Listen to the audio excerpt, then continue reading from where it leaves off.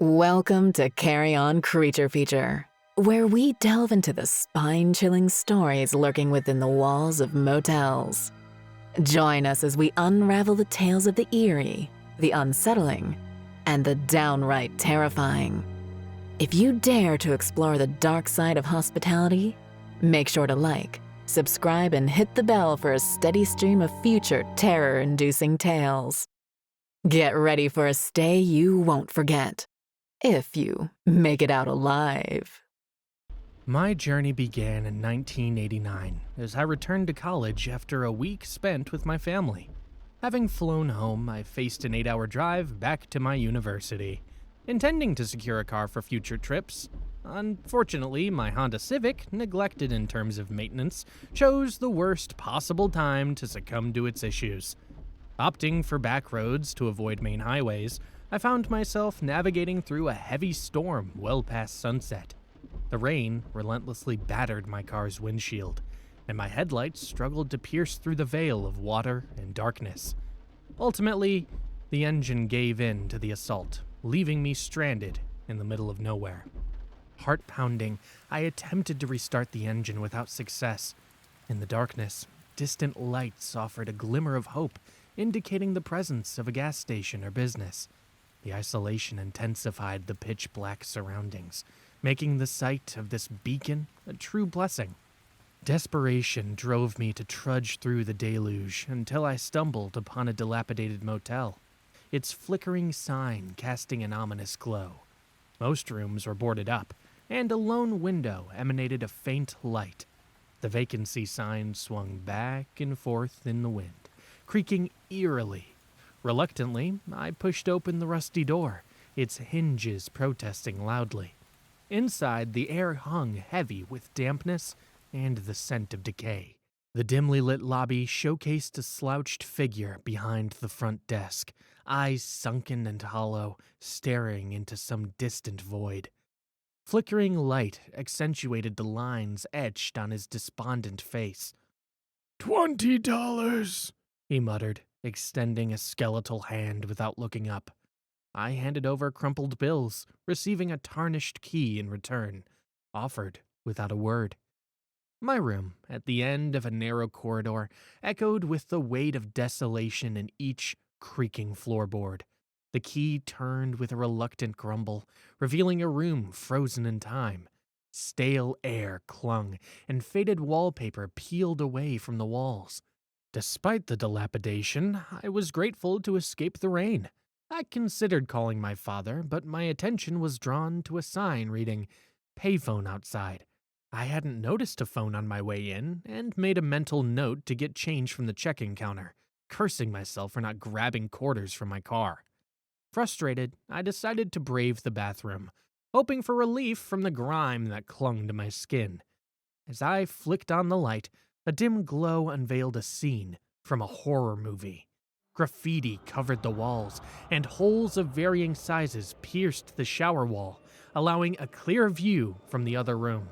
Inspecting the holes, a shiver crawled up my spine as a long, pale finger extended through one, gesturing me forward with a slow, deliberate motion. Panic seized me. I stumbled backward, crashing into the sink. I stood frozen as the finger disappeared, replaced by a long, black tongue emitting a low moan. Acting on instinct, I slammed the bathroom door shut, the rusted lock clicking into place. My heart pounded, the rhythmic pattern of rain outside drowned by the thunderous thudding within. A soft knock echoed through the room, dread clinging to the air like a suffocating fog. Paralyzed by fear, I hesitated as the knock persisted, each rap growing more insistent. "Hey, I just saw you. Why don't you open up?" A voice slithered through the door, a whisper sending shivers down my spine. "I know you're in there." Frozen, the cold sweat on my skin mingling with the moisture in the air. I watched as the man outside tried to enter, shaking the door handle back and forth. Summoning courage, I shouted, Go away! I'm not interested! The door handle suddenly stopped, replaced by an eerie silence, heightening my senses. Trying to calm my nerves, my body shaking from fear, I swallowed hard. You may not be interested, but I am, the voice said in a low, sinister tone. The motel room, once a refuge from the storm, had transformed into a chamber of dread. Rain continued its relentless assault outside, oblivious to the nightmare within. Another voice from outside the door broke the tension. Hello, I'm with the front desk. Are you okay? Instantly, relief washed over me as I sat on the bed, exhaling deeply. Taking a moment to collect myself, I said, Yes, thank you. That was a bit scary. No reason to be scared. We get all sorts here, the clerk said with a chuckle. Say, you don't happen to have another room, do you? This one has holes in the bathroom walls, I asked, walking towards the door. Oh, you mean the glory holes, the clerk said as my hand reached for the doorknob. Unease returned as he continued. Those are first-class features here. Interactive shower play. You know what I mean? Sounds of movement and whispers echoed outside as I backed away slowly. My attention focused back on the bathroom, recalling a small window that could be used for a potential escape. You're awfully quiet in there, the clerk said. Sorry, just need a moment to collect myself, I replied, quietly unlocking the bathroom door. No worries. Just want to make sure you're as snug as a bug in there, the clerk responded. Slowly, I opened the bathroom door, peering at the holes in the wall for signs of a watcher. After a long pause, I darted inside, stood on the toilet to access the small window, and pulled the safety latch. Pushing the glass aside, rain flowed in. With a small jump, I fit my chest and arms outside, but my coat caught in the rusty aluminum window seal. Dangling for a few moments, attempting to free myself, I heard the creepy voice shout, He's getting out the back window! Quick, stop him! My blood ran cold. I had minutes to escape. Straining against the window seal, my coat tore, and with sudden force, I fell to the muddy ground below. With no time to lose, I jumped, ran across the small parking lot, and into a dark field. Dropping to my knees, hiding amongst tall reeds of grass, I looked back at the motel. In the distance, two silhouetted figures were illuminated by motel lights, shadows displaying a frantic search. The two men went back inside, and that's when I walked for what seemed like hours to the nearest gas station. I must have looked awful because the attendant inside gave me coffee and a candy bar with no questions asked. After some time, the police arrived and I told my story to them. One officer explained that the motel was condemned, plagued by vagrants and homeless people. They'd figured out how to steal power using modified jumper cables. Most people there were harmless, seeking shelter, but a group of registered offenders lived in an encampment a few miles away. The officer told me I was lucky to have escaped. The offenders likely mistook me for one of them at first. Once they realized I wasn't a willing participant, they sought to make me one, regardless. To this day, I shudder to think what would have happened had I not been able to free myself from the window.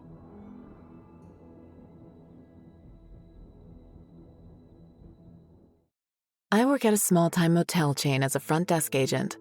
Recently, I started the graveyard shift, which wasn't that bad, until our motel signed a contract with the city to house the homeless. This was supposed to provide a stable and secure environment for folks trying to rejoin society. However, many of our new guests are suffering from drug abuse and mental trauma, something that we're not prepared to deal with. I know some of you think I'm being judgmental or unsympathetic to the struggles endured every day by the homeless, but let me explain that I'm not blind to their plight, and I hold no judgment. I just know what I see every day, and it's taught me to be thankful for what I do have. Things like a warm, dry bed, running water, and the ability to feel safe by locking your door are luxuries some of our guests have not had in years. Which leads me to my story. I I was called in one night by the motel manager after another agent simply didn't show up for a shift. This wasn't uncommon. In fact, 3 other agents had quit over the month, leaving me often picking up the slack. I didn't mind because this translated into time and a half, and I needed the money. I started my shift as usual by reviewing our room vacancies. It's at this point I noticed an email from the motel manager. The subject title simply read, "Room 1100. Do not respond or disturb." The respond part was unusual. I'd seen do not disturb notes before in the past, but never instructions that stated not to respond. Not putting much thought into it, I proceeded to straighten up the front lobby area until the front desk phone rang. Instinctively, I picked up the receiver and spoke into it. "Front desk, how may I help you?" The line was quiet at first, until a low, creepy voice spoke on the other end. "Do you like to watch him bleed?" "I'm sorry, I didn't understand. Can I help you with something?" I replied, my mind trying to make sense of the question. "Do you like to watch him bleed?" the voice said, this time drawing each of the words out. An unease ran through my body as I noticed the room indicator on the phone highlighted 1100. My hands started to tremble uncontrollably as I slowly hung up the phone without saying another word. For a moment, I contemplated calling my manager or the police, but then recalled the email message about not responding. Whoever this person was, they must have been pulling the same shit earlier. I just needed to ignore the phone calls and be cautious. For a few hours, nothing else happened, and I returned to my normal routine, but made sure to keep an eye on the stairwell door and the elevator. It was about 2 a.m. when the front desk phone rang again. Immediately, I looked at the room indicator, breathing a sigh of relief when it read 1101. "Front desk, how may I help you?" I said, picking up the phone. "You can help me by dying a slow death, bitch," the same voice from earlier said. I took a step back from the counter, rechecking the room number. Feelings of fear and confusion quickly washed over me as I hung the phone up, only for it to ring again. This time, the room indicator reading 1102. Hesitantly, I picked the receiver back up, only to hear the same voice. "I'm coming down to watch you bleed, whore." At this point, I started to experience a minor panic attack and decided to place a call to the police. As I waited for the emergency operator to pick up, the elevator doors suddenly opened, and a shirtless man exited. I dropped to the floor, hiding behind the counter, holding the phone tightly in my hand. I could hear the man talking incoherently, often slurring his words with a mixture of threats and curses as he walked toward the front counter. I mustered the courage to whisper, "I need help," into the phone, praying the 911 operator was listening in. "I heard you, you bitch!" the man shouted. Tears ran down my face as I recoiled in terror at the man's words. Slowly, I set the phone down and began to crawl towards the back office, when suddenly, the man peered over the counter and looked down at me, his face covered in dried blood and a wide smile of yellow and rotted teeth. "Damn, girl, you look good. I can make a dime off that ass," the man said as he started to climb over the counter. Without thinking, I stood to my feet and rushed forward, pushing the man. His eyes went wild as he lost his balance and fell over the counter, emitting a sickening thud as he hit the floor. I looked down to see him sprawled out and unconscious from the impact. I then ran out the front entrance of the motel just as the police arrived and subdued the unconscious man.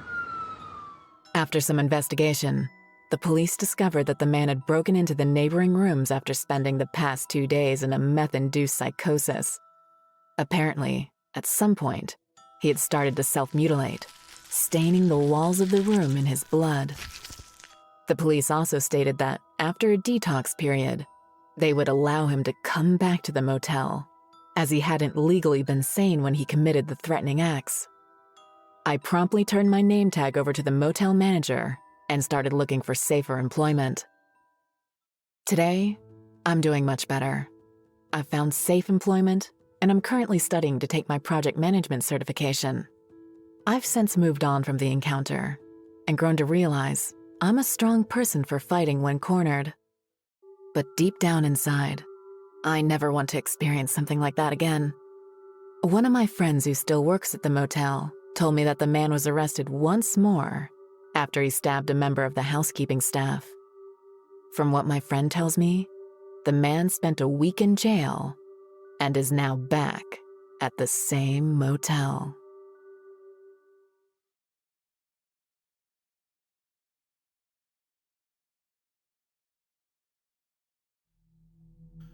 The road had led me to many places, but nothing quite like New Orleans. My name's Jake, and I'm a travel blogger. The 48 states of America were my canvas, each city a unique color, forming a vibrant collage of culture and history. I lived to experience this diversity, to capture it through my words and share it with the world. As my cab maneuvered through the lively streets of New Orleans, the city's energy was palpable. The rhythmic jazz music poured from the clubs, merging with the spicy scent of Creole cuisine and the effervescent chatter of the locals and tourists alike. I couldn't help but be mesmerized by the city's charm. My destination was Motel Monteleone, a small structure in the city's heart. A sense of humble warmth greeted me as I walked into the motel. The lobby was modest yet inviting, with simple lighting that cast a soft glow over the functional, unpolished floor. Small framed pictures lined the walls, depicting scenes from the local area, giving a glimpse into the community's everyday life. The true heart of the Motel Monteleone was its small lounge area. This space, far from grandiose, had a homely charm. A few tables were scattered around, and a small bar served a selection of basic drinks at the corner. The patrons, mostly locals, chatted amiably, their laughter and conversations filling the room with familiarity and comfort. My room was an embodiment of simplicity. The furniture was plain, with a well-used wooden desk and a comfortable bed. The linens clean but well-worn. A small window offered a view of the bustling street outside, where the town's daily life played out. The room, devoid of luxury, offered a cozy retreat where anyone could rest without the distractions of opulence. After settling in, I ventured out into the vibrant heart of New Orleans, the French Quarter. The cobblestone streets lined with Creole townhouses and their vibrant facades took me back in time. Street musicians filled the air with soulful tunes. At the same time, the open-air markets buzzed with energy, offering various eclectic goods, from local artwork to voodoo dolls. I dived into the culture, trying the city's signature dishes like jambalaya and beignets, my taste buds delighting in the spicy and sweet symphony.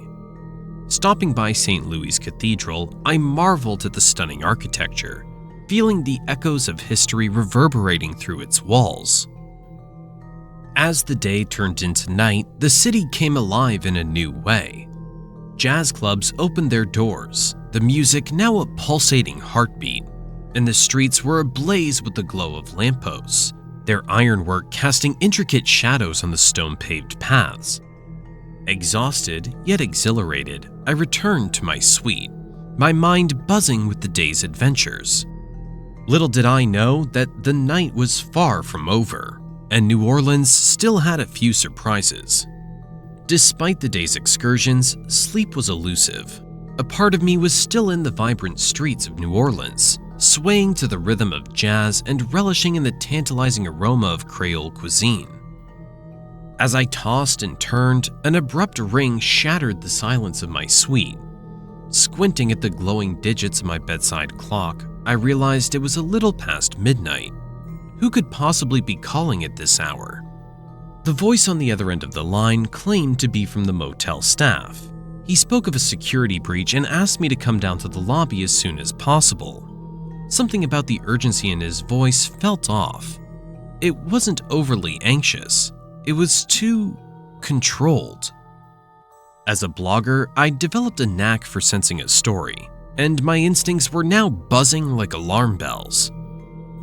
Deciding to investigate, I got up and got out of bed, my senses heightened. As I opened the door of my suite, the usually warm, welcoming hallway had a different feel. It was deserted. An uncanny silence hovered, punctuated only by the distant hum of the old motel's air conditioning system. A shiver of apprehension slithered down my spine as I entered the elevator. Its sterile light and quiet hum stood in stark contrast to the vivacity I'd seen just hours ago. As the elevator doors slid open on the ground floor, I expected the comforting buzz of guests and staff. But the lobby was desolate. The grand chandeliers, once a beacon of warmth and grandeur, now seemed cold and impersonal. My skin prickled with unease, and a knot of fear tightened in my stomach. It was then that the lights flickered once, twice, before succumbing to an ominous darkness. An oppressive silence filled the motel, broken only by the distant ticking of a grandfather clock. The glow of my phone screen seemed blindingly bright in the enveloping gloom. I could feel my heart pounding against my ribcage, a frantic drumbeat mirroring my escalating dread. It was all too clear now. I had walked into a trap. The emptiness of the motel, which once felt rich with history and character, now felt menacing. The quaint charm of the place had morphed into an eerie spectacle, a far cry from the grandeur I'd admired. There I was, standing in the darkness of the Motel Monteleone's lobby, my heart pounding like a drum in my chest. The realization had sunk in. I had to get out of there, quickly. Clutching my phone, its feeble light my only guide, I cautiously navigated the hotel's twisting corridors. Each step was uncertain. The once lavish carpet patterns were now just vague shapes beneath my feet. The silence was broken only by the echo of my steps until, suddenly, a different sound intruded. Another set of footsteps, distinct and unnerving, echoing from behind. Panic surged within me as the realization hit. I was being followed. The footsteps grew louder, more insistent. My mind urged me to flee, but the enveloping darkness demanded careful movement to avoid unseen obstacles. I turned a corner in a tense game of cat and mouse, hoping for an escape route. That's when I heard a voice, unfamiliar and chilling, calling me to stop. For a moment, I hesitated, but as I turned, a glimmer of light revealed a masked figure with a sharp knife in hand. Adrenaline kicked in, and I sprinted away, the sound of my pursuer's footsteps fueling my fear. I raced through the corridors, heart pounding, my breath coming in short gasps. Up ahead, a sliver of hope appeared. The slightly open door of the security office, its brass plate catching the light from my phone. With relief, I lunged towards it, slamming the door shut behind me. My hands trembled as I quickly locked it, pushing a heavy wooden chair against it for extra security. In the relative safety of the office, I struggled to catch my breath, the sound of my pursuer's footsteps fading away into the distance. The danger was momentarily abated, but the fear and shock of the encounter lingered, leaving me shaken and alert to any further signs of danger. The room was a cluttered mess of screens, dials, and switchboards. I spotted an intercom system and grabbed the microphone, dialing the only number that made sense in this situation, 911. A thud resonated through the office as I urgently whispered my situation to the dispatcher on the other end. The intruder was at the door. My blood ran cold as I heard a grunt, followed by relentless pounding against the sturdy door. Each bang echoed like a death knell in the cramped office. The chair I had barricaded the door with rattled violently with each hit, and for a moment, I wasn't sure it would hold. but there was nothing more I could do other than wait, pray, and reassure the 911 operator that yes, I was still there, and yes, I was terrified out of my mind. As I crouched behind the security desk, the pounding seemed to go on forever. The only sound in a motel that had gone eerily quiet. The thrill of my travel adventures had turned into a nightmare. The wait in the locked security office felt like a lifetime. The relentless pounding on the door continued, matching the pounding of my heart. The constant reassurance from the 911 dispatcher became a lifeline that I clung to. And then, I heard them, just when I thought I couldn't bear it any longer. The piercing sound of sirens cut through the thick silence like a lifeline. The pounding stopped abruptly, replaced by the echo of hurried footsteps retreating down the hallway. The sirens grew louder, and I could hear the distant murmur of voices. Then, a knock on the office door made me jump. "Police!" a firm voice announced. I sighed in relief, my tense muscles starting to relax. I quickly unbarricaded the door and was met with the reassuring sight of two uniformed officers, their badges gleaming under the harsh hallway lights. Behind them, another pair of officers were handcuffing the intruder. His menacing presence was subdued under the stern control of law enforcement. "Are you Jake?" one officer asked, and I nodded, still struggling to find my voice.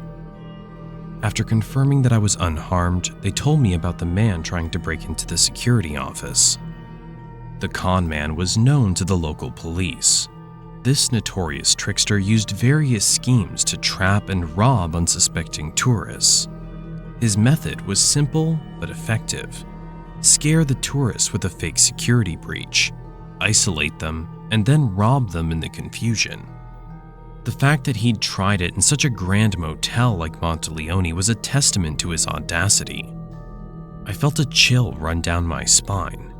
I'd walked into his trap, been chased through dark corridors, and encountered a real-life predator. The fear I'd felt was no longer an echo in the corridors. It was real, and it had a face. It wasn't a ghost or a shadow, but a man exploiting the trust of people. As the police led the con man away, I couldn't help but stare. His handcuffed figure seemed so ordinary, so human. It was a stark reminder that monsters didn't just exist in ghost stories. They could be walking among us, hidden under a facade of normality. The next morning, I stepped out of the Motel Monteleone, the sunlight glaring in my eyes. I had checked out early, too shaken to enjoy the remainder of my stay. The beautiful view of the Mississippi River and the grandeur of the Carousel Bar, none of it could erase the previous night's terror. I found myself eager to leave, to distance myself from the memories of the motel's dark corridors. Walking down the familiar streets of the French Quarter, I felt a sense of relief wash over me. The vibrant music, the lively chatter of tourists, the smells of Creole cooking wafting in the air. They all felt normal, comforting. The shadows of the previous night seemed to recede, replaced by the colorful reality of New Orleans. It was like I had woken up from a bad dream, and I was ready to continue my journey, my sense of adventure undefeated. Thanks for braving the frights with Carrion Creature Feature. If you survive the terror, don't forget to like, subscribe, and ring that bell to stay tuned for some more spine-tingling stories. Until next time, sleep tight, and remember, the shadows are always watching. Good night, fellow thrill seeker.